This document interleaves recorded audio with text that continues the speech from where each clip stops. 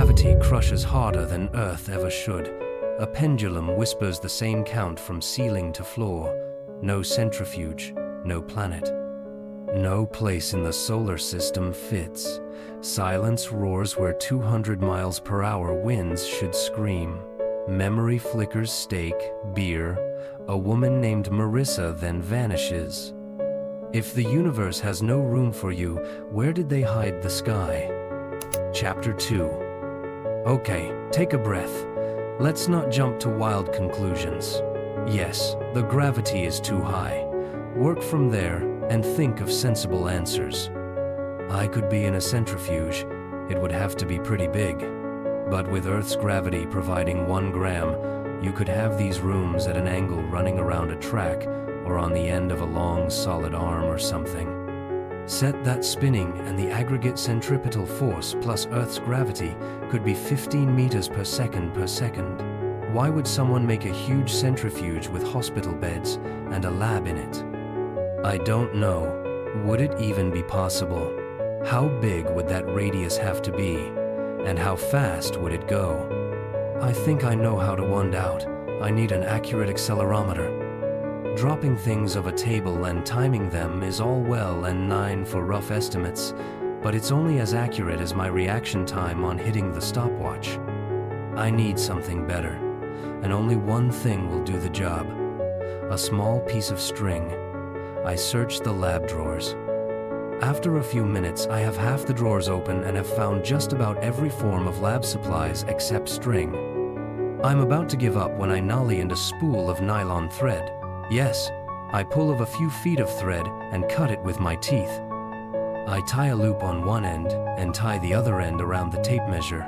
The tape measure will be playing the role of dead weight in this experiment. Now I just need something to hang it from. I look above me at the hatch over my head. I climb up the ladder, easier now than ever before, and put the loop over the main latch handle. Then I let the tape measure's weight pull the string taut. I have a pendulum. Cool thing about pendulums. The time it takes for one to swing forward and backward, the period won't change, no matter how wide it swings. If it's got a lot of energy, it'll swing farther and faster, but the period will still be the same. This is what mechanical clocks take advantage of to keep time. That period ends up being driven by 2 things, and 2 things only: the length of the pendulum and gravity. I pull the pendulum to one side. I release it and start the timer. I count cycles as it sways back and forth. It's not exciting. I almost want to fall asleep, but I stay at it. When I hit the 10-minute mark, the pendulum is barely moving anymore, so I decide that's long enough. Grand total, 346 full cycles in exactly 10 minutes, onward to phase 2. I measure the distance from the hatch handle to the UR.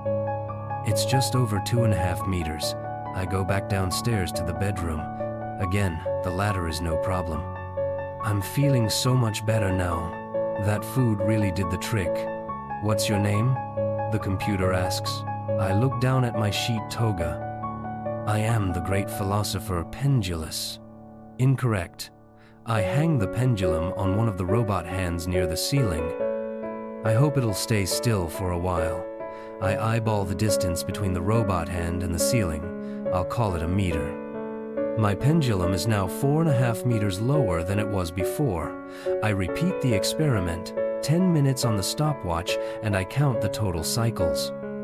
The result, 346 cycles, same as upstairs. Golly. Thing is, in a centrifuge, the farther you get from the center, the higher the centripetal force will be. So if I were in a centrifuge, the gravity down here would be higher than it was upstairs, and it isn't. At least, not enough to get a different number of pendulum cycles. But what if I'm in a really big centrifuge? One so huge that the force difference between here and the lab is so small, it doesn't change the number of cycles? Let's see. The formula for a pendulum and the formula for the force of a centrifuge. Wait, I don't have the actual force, just a cycle count. So there's a 1/x factor involved. This is actually a very instructive problem. I have a pen but no paper. That's okay, I have a wall. After a lot of crazy prisoner scribbling on a wall type stuff, I have my answer. Let's say I'm on Earth and in a centrifuge. That would mean the centrifuge provides some of the force, with the rest being supplied by Earth. According to my math, and I showed all my work, that centrifuge would need a 700-meter radius, which is almost half a mile, and would be spinning at 88 meters per second, almost 200 miles per hour. I think mostly in metric when doing science stew. Interesting. Most scientists do though, right? Even scientists who grew up in America. Anyway, that would be the largest centrifuge ever built, and why would anyone build it? Plus, something like that would be loud as heck. Whizzing through the air at 200 miles per hour? At the very least, there'd be some turbulence here and there. Not to mention a lot of wind noise. I don't hear or feel anything like that. This is getting weird. Okay, what if I'm in space? There wouldn't be turbulence or wind resistance, but the centrifuge would have to be bigger and faster because there's no gravity to help out. More math, more grotty on the wall. The radius would have to be 1,280 meters, close to a mile. Nothing anywhere near that big has ever been built for space.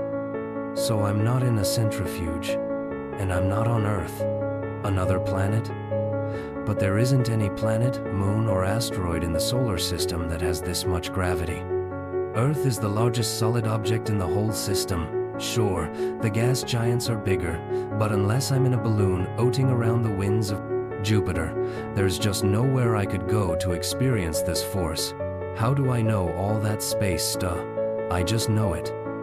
It feels like second nature information I use all the time. Maybe I'm an astronomer or a planetary scientist. Maybe I work for NASA or ESA, or I met Marissa every Thursday night for steak and beer at Murphy's on Gough Street, always at 6.